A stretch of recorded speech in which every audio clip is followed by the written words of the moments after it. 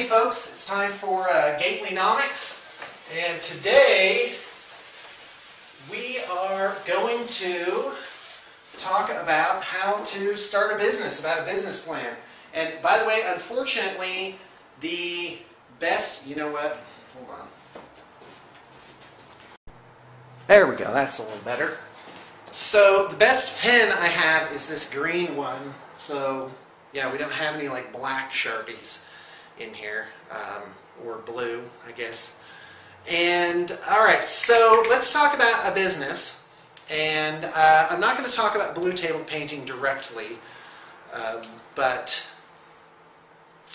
there are other businesses that I've thought of. And in fact, right about the time I started blue table painting, I had considered doing as a small school, like a private school. And what happened is I was a school teacher for the public schools in California, but I worked for what's called a charter school, which is basically the district contracts with a private company for the private company to come in and do, you know, and run the school, basically. The thing is, the private company does it at a profit. They say, listen, if you pay the same amount of money and we produce better results, which they did, by the way, then let us keep the difference. Now, of course, this is a case of public funds being swept up. I couldn't stop myself. Talking about business has to do with this. It's a case of public funds being swept up into a giant pile, and then somehow people manage to eat out of that pile. So what I found out at the school district one day, the district office, I went down there, I found out that the district, because property was so valuable in the San Francisco Bay Area, they were constantly like defending themselves against lawsuits where people were trying to get land from the district. I'm really hazy on the details, but the point is the district had to have attorneys at, like, I can only imagine in that area at least $500 an hour. And this really got to me because we were having a pencil shortage. Like my overhead projector, there was a point where the bulb burned out, but there were no more bulbs in the entire school. So I had to go buy a bulb. And I thought, so these public funds are being like trickled down, but nothing makes it past the top layer. It's all like eaten up in overhead costs. So I was like, well, what if you could inject, like if you get that money directly to the classrooms? And this is the idea that I came up with. Okay, so for starters, imagine a giant aquarium, and so these are the students. There's like fish in here. Boy, I can't really draw any fish. You just have to imagine. Yeah, not very artistic. So there's fish. Those are some pretty scazzy fish. So basically, there's this, you know, fish food is being dropped in here. And that's the money being given to the district. And there's these top feeders, the administrative types, the lawyers, the, I don't know, the union bosses, whatever it is. They're eating off of this top layer. Now, and then the bottom layer just doesn't get anything. So that's what I call top feeders. They're people that get a crack at those public funds first. So I thought, all right, well, what does my private school look like? So when you make a business plan doesn't have to be this long typewritten thing. You can get out a couple sheets of paper and draw it out and get out a calculator and just start making some notes, putting it together. So I like to draw a map, like actually like rooms, and draw like little people in them. So here's how it would work. There would be this is my schoolhouse idea, and you could repeat this or do it at a bigger scale or whatever, and there would be 4 classrooms with doors going from one to the next. And you'd probably need, for the amount of students, I was thinking, well, hold on, I'm jumping ahead. So you need a teacher, let's be an equal opportunity employer, and get a teacher and a teacher. So you get 4 teachers, right? And 1 in each classroom, and then they rotate the students through the curriculum. So each teacher, in terms of curriculum, is only making 1/4 of the curriculum. And you can even do this with elementary school kids. Oh, hold on. All right, sorry about that. All right, so you got 4 teachers, and you'll need probably a part-time front office person. So you have somebody, well, and it just could be a general gopher. And remember, this is a private enterprise here. So you can run it however you want. You can give whatever job description you please. You can bring on whoever you please. But when you start a business, you need to look at some basic areas. You need to look at your rent, which could also be your facility, the actual physical place that you're going to do your business. You need to look at payroll / labor. And then you need to look at other costs. Typically for this, you'd have a startup cost of all the equipment that needed to go into these classrooms. Computers, learning environment like posters on the walls, textbooks. Or maybe you just do something entirely different. Maybe you would buy software and every child would have a laptop. Let's go with that model, shall we?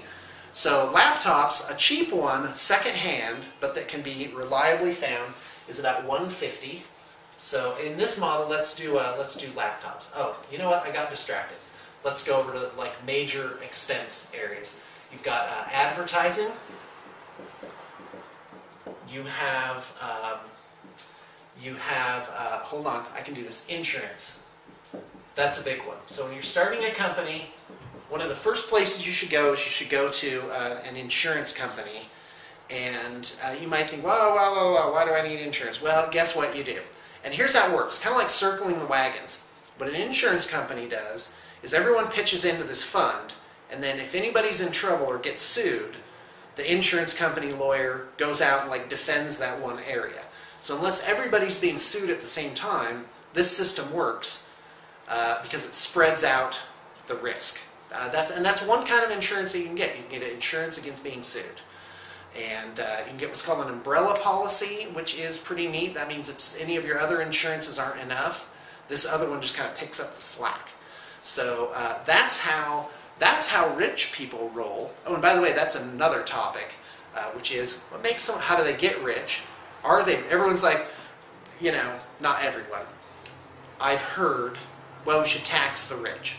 Well, I'm actually more interested in what is the mechanism by which you can consolidate resources.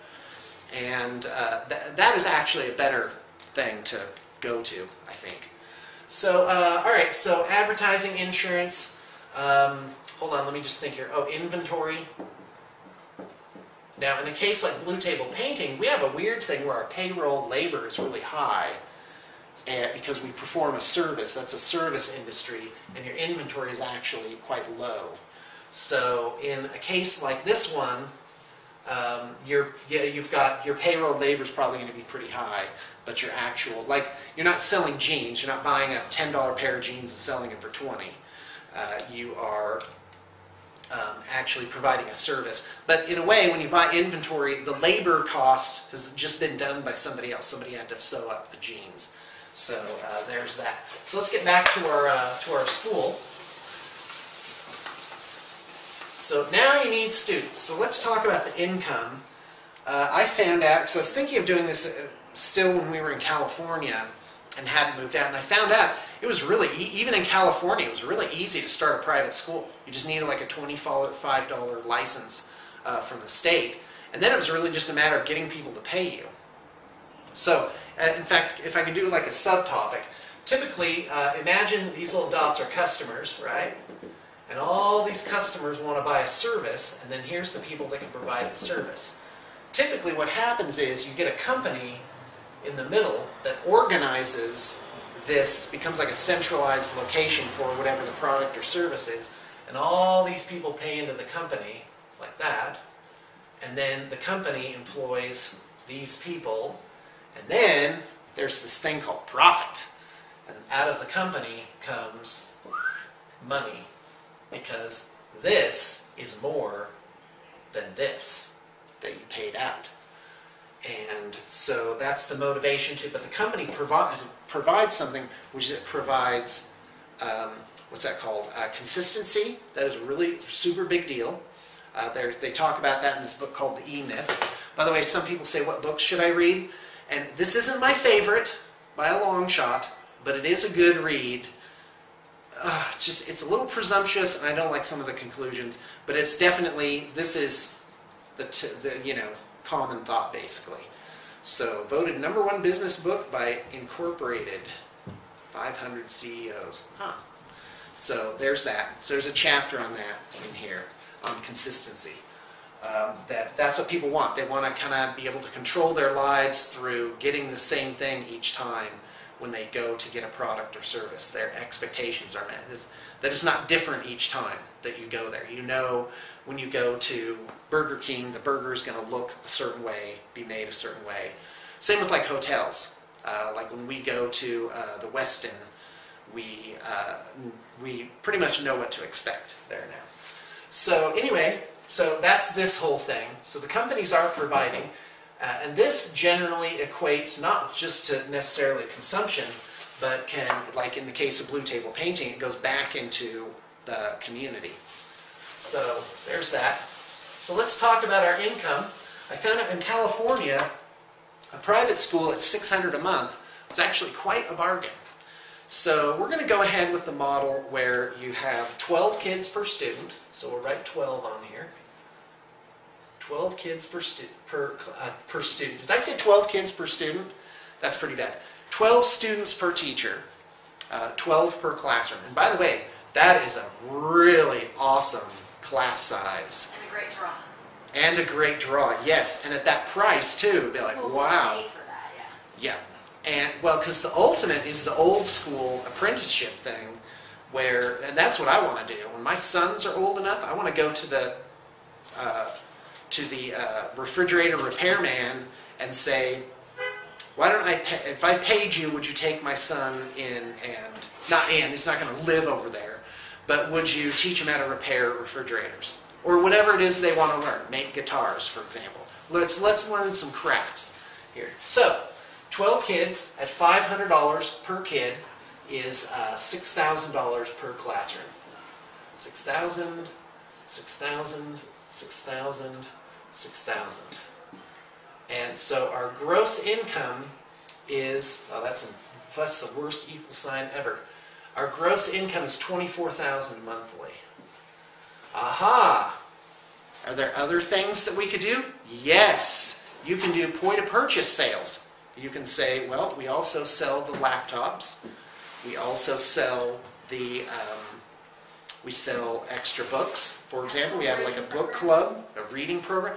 Oh, the amount of stuff that could be sold through a situation where you have 48 kids in the same building every day. And not that the kids will buy it directly with their money, but it's like the old Saturday morning cartoons thing. Sarah's packing it up. All right, so 24K. Now let's assume profit and loss. We end up with ancillary sales equal to 6K per month. Well, how much would that be per student? Let's say they spent $100 a month on stuff. That'd be $4,800. Let's assume 50% out. So $2,400 out. Yeah, you know, that's really not that much. $100 per student per month. That'd be a lot of extras. But maybe it is. You can even make a part of the curriculum. Like, let's say one guy over here is teaching science.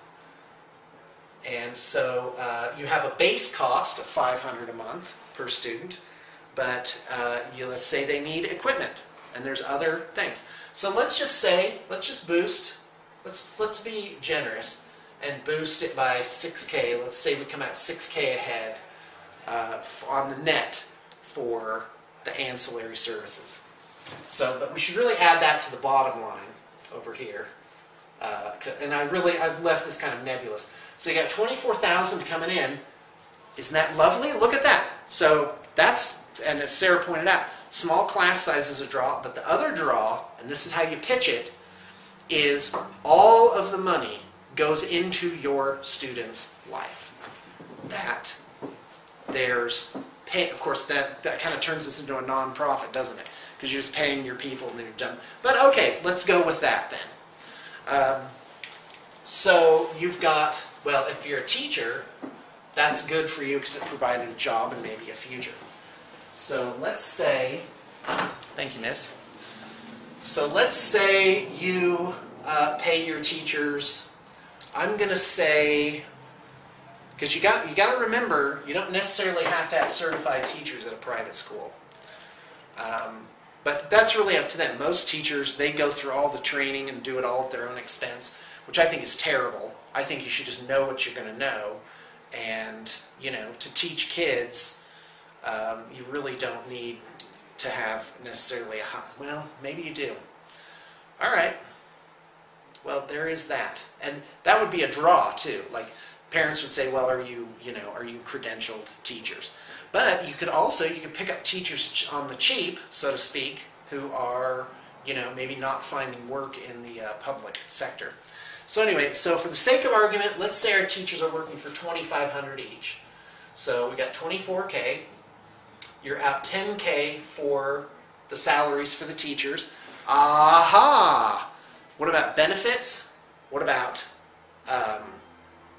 an employer side taxes? So to pay them $10,000, you actually need employer side taxes. So this is payroll. This is employer side taxes and regulation. Because some people are like, well, it's only 8%. Well, don't forget state taxes, and don't forget regulatory burden.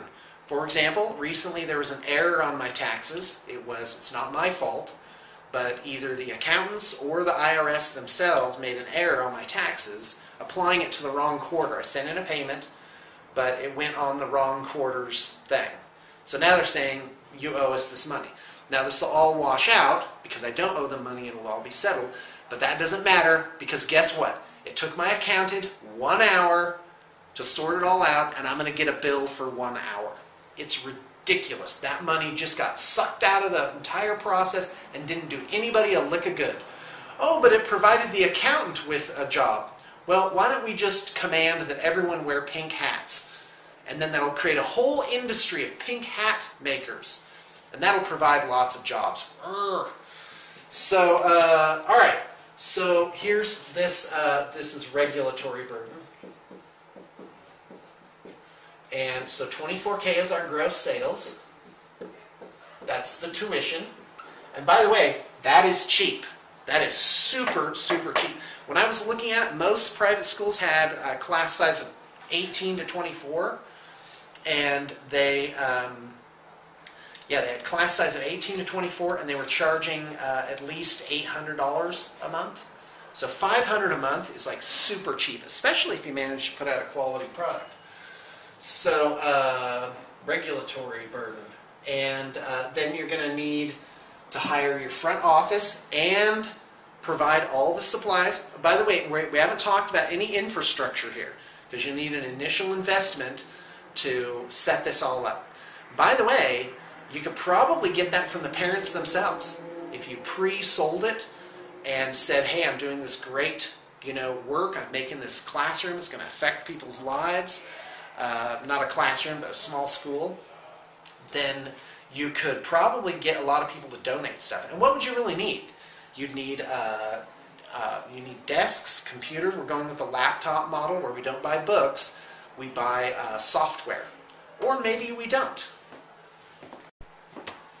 Okay, so to maintain front office part-time job, you'll probably need, and to include all like toner and cartridges, and you need internet access. Oh, by the way, that was one big thing, is utilities. I forgot that in my initial general list of things. And by the way, that list was very partial. There's a ton of things. In fact, maybe I should run down the expenses for Blue Table Painting. Not talking about the numbers, but what do I actually pay for? And it adds up. There's a lot of things. Like I just had someone come up and say we need to do a magnets order, and it's like we're using like $300 worth of magnets every month. That's a huge amount of magnets. So yeah, we burn through those things. All right, so with let's say utilities plus rent, you probably got, for a facility this size, you probably want, let's see, this conference room is 16. You probably want 20 by 20 rooms, should be plenty for the 12 kids. So you have a 40-foot by 40-foot facility. So that is plus the front desk. It's probably 2,000 square feet. I put a little square for square feet. In fact, can you even see that? Am I going off the edge? Okay, yeah, I got to get a better pen. I need to get a black or a blue pen. So 2,000 square feet is probably going to run you. Oh, and by the way, okay, I'm going to help all of you out. When you're starting your own thing, you got to watch your rent prices, and they vary all over the nation. But I've hunted them down in Oregon and also in Utah. So, and I'm familiar generally with pricing in the San Francisco Bay Area. So here's how that works. Zero, that's a good price. It's cents per square foot is usually how it's done. Some places do cost annual per square foot. They're like, this is $13 annual per square foot. Unbelievable, by the way. That was way too expensive. That was ridiculous. Just amazing. No wonder people go out of business. So, basically, I'm going to do cents a square foot here. So 25 cents, that is cheap for warehouse space. Warehouse space is usually 25 to 50 cents a square foot. So if it is a warehouse that is, say, I don't know, 20 feet by 40 feet, that's 800 square feet, you should probably be paying maximum $400 a month for that. And you got to look at other factors too. You got to look at the location. Because you pay for location. And by the way, again, a lot of people ask me for advice like opening a game shop or a painting studio or whatever. And I say, keep your overhead low. You are a destination. People will look you up. There's only so many game shops in the area, and you got to keep that overhead low. But you also don't want to get the ratty old gross place. What I've found is if you have the means, without getting a loan, so you got to be in business some years before you do this, but it can end up being a lot less expensive to go into a place and do some leasehold improvements. Even just paint and carpet can really help out. And good old elbow grease. Quit playing video games and start working. That's the problem. In fact, I'd say video games kill most businesses. In fact, as a side note, before I continue on with this, well, I'm really off the beaten trail now, is you have to watch your time when you start a business. Like they say, oh, 50% of new businesses fail. Okay, well that's nice that that number is there, but I'm more interested with why the business failed. 50% of businesses fail because they ... And one of them is because when I went there to go buy something, the guy was behind the counter playing EverQuest. And I looked down on the floor and I noticed that the carpet hadn't been vacuumed for 2 months. Yeah, it was that gross. So I went into this one place, I was like, oh man, and I was going to like hold a tournament there just to kind of try and boost their sales or whatever. But guess what? I filled up almost a whole vacuum bag with the gross, and it was gross. It was really gross. And guess what?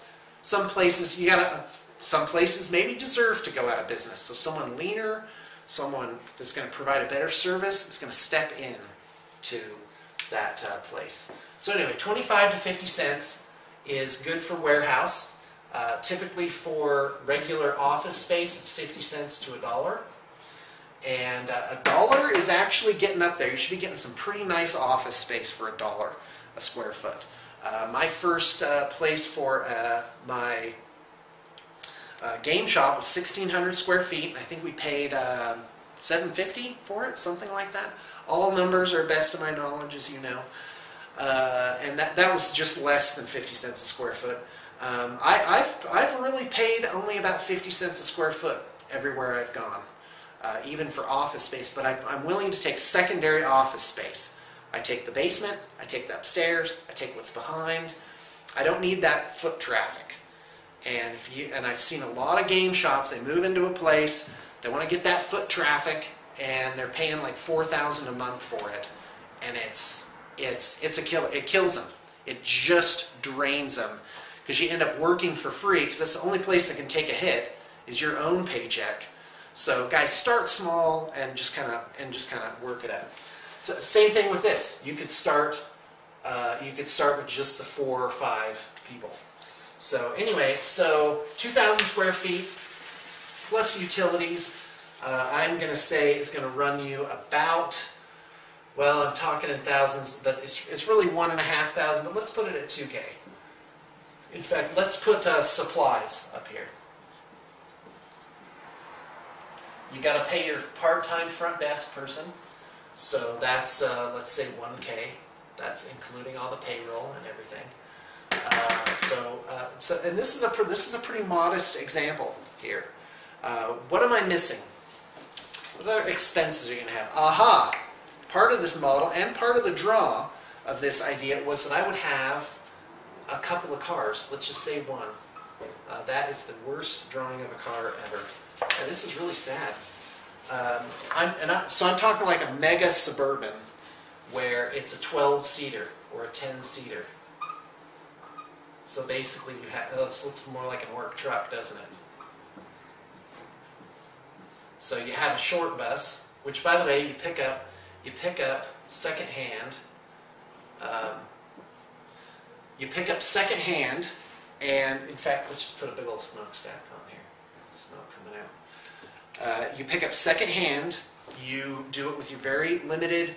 Like I went on local classified, internet classifieds recently, and I found out you could pick up a decent Suburban for about $5,000. You can pick up a good one for about $8,000, and the devaluation is insane on those things. Like brand new, they're like $40,000, $60,000, and then just after a year, they just bam, they drop in half.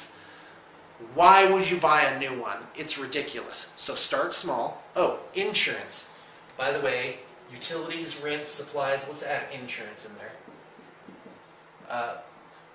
By the way, so you have a liability policy, usually like 1 or 2 million. By the way, you think that's a lot, but it's not. If you cripple someone for life, especially if you're carting around 12 kids, man, you're going to need a really awesome insurance policy, and you should be very, very, very careful. So your insurance for an operation like this, I'd say with the liability, it's probably, if you want the umbrella, it's probably going to be about $250 to $400 a month, and that is high. My business insurance for the longest time only cost me like $30 to $50 a month. And that was to cover all the property and some liability, and also the like theft, like if somebody came in and stole armies or whatever. Which, by the way, to the best of my knowledge, hasn't ever happened. We've had really a good record with I've only misplaced one notable thing, and that was my own stuff. So anyway, as far as I remember, all right. So there's your thing. So let's get rid of the bus so we can add this up. I'm sure I'm missing stuff. Wait, 1K was office person. Oh, no, we need the car. So once we get that, that probably is going to take half a K. Let's just add a K for the car. That's car insurance, or maybe even a car payment. Wouldn't recommend it though. Try and you'd be surprised once you decide I'm not getting any loans, I'm going to do it all from scratch, I'm going to just bring the community together. You would be surprised how many people come out of the woodwork. That if instead of saying, well, I need money to buy these things, and you're thinking money, money, money, money, where am I going to get the money? Certainly not a bank if you can help it. In fact, I'd say, God, don't even do it if you got to get money from a bank. But that's just me. Don't think about money. Think about what are the objects that you need. What it physically do. And if you're doing this just so you can, I don't know, improve your situation in life, well, start with that list instead. Start with, here's the things I want. Make a wish list. What do you want out of life? Where do you want to be when you're 30, 40, 50? What do you need to live well? Because we're told, oh, you need an IRA, you need a 401k, you need all these things and all this income. But what if there's different ways to go about it? What if you could just own your own life? What if you just owned your own property? What if you bought a share in a farm where that farm would give you food for the next 20 years? What if you actually stockpiled physical resources? And you think, well, the farm, but Sean, the farm could go out of business, or you could have your physical stockpile, like actually cash or hard metals, stowed away somewhere. You could have that stolen. Yeah, you can have your pension stolen too. In fact, I would trust a pension or an IRA or whatever less than actually trying to get physical resources. There's other resources too. There's like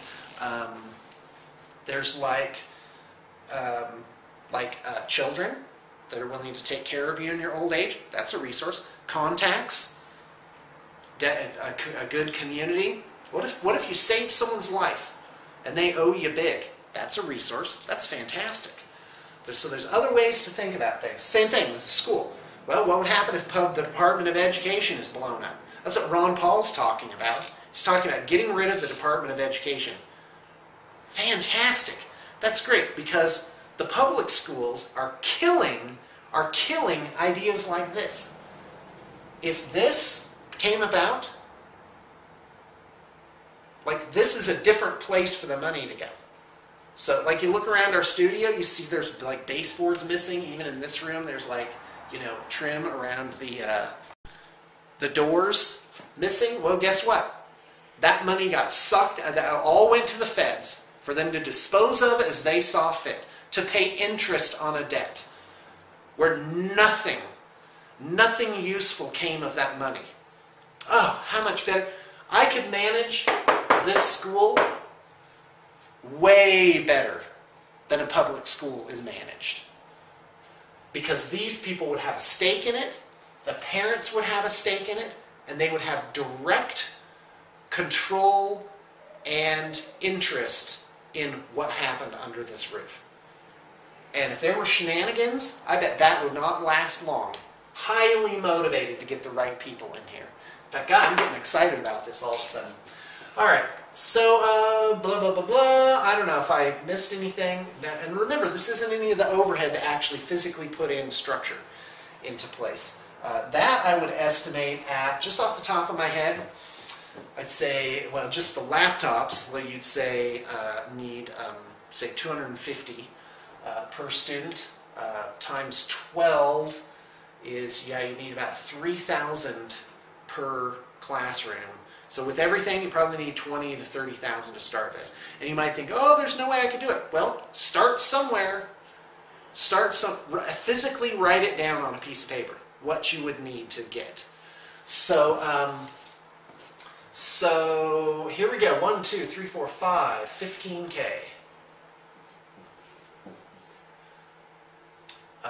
24K minus 15K equals 9K ahead of time. This is what you call profit. Now, what are you going to do with that profit? Are you going to eat it? Are you going to consume it? Or are you going to reinvest in your business and put it back into the community? So you take that 9,000, you put it right back into this classroom. That is monthly. No pencil shortage here. And never mind if you charge $900 a month. That would be 7,200. Wait, is that right? 900 times 12 is, I can do this. Oh yeah, that's about 10,000. I'm going to say $10,800 per classroom. Let's call it 11,000. So that'd be 44K. Now let's say you didn't do anything different here, and you just, that was the market value of what you could get out of here. 44K minus 15K to run it equals $29,000 per month. That's profit. Now this numbers, that's just a rough draft. And you might be salivating over this money, but you really would have to invest that back, especially if you're doing something like this. Usually teaching is viewed as community service, but if you were one of the teachers and you were also running it, then that's fantastic. You give yourself payroll, and you also make the profit. And to me, that's what's interesting. Not to try and amass money to myself. Blah, blah, blah, blah, and just eat it. But, or just to retire. Oh, I'm just gonna laze about and be a sandbag on society. you know, and live. You can. That's moral and legal. But for me personally, I want to be the steward of the money. I think it's cool to do this type of thing and do projects like this. And I'm only getting started. Blue table painting is burgeoning. It's taking almost all of my time and interest and focus. But I still got 40 years of life left on this planet. 40 years. What's my retirement plan? Work until I drop. So isn't this exciting? I love this type of thing. And just crunch the numbers, crunch the numbers. Just get out blank sheets of paper and start making notes. Draw out people, where are they going to sit? I've done a zillion of these for blue table painting. Like, just mapped it out. What is it going to look like? Like, where is it going to go? What if you had, you had 4 pods of these? Because the problem is the kids get older, and that was another part of my idea, was what if you had a school where you started and the kids that you enrolled, you found out, are they going to be in the area a long time? Like, we're trying to improve the community that we live in, so we're trying to find families that are going to be in the community for a long time. So what if you started in first grade, and then as time went on, you just rolled over and up. So the next year they taught second grade, then third grade, then fourth grade. Theoretically, you could just take the same group of kids, with some coming in and out, obviously, all the way from first grade to graduation. And what if even that model is not right? What if you made like a little tech school, or something where instead of science, math, and writing, what if you had a school where you taught those things, but only as subsidiary or coupled with actual trades? So like in one classroom, they taught math and washing machine repair.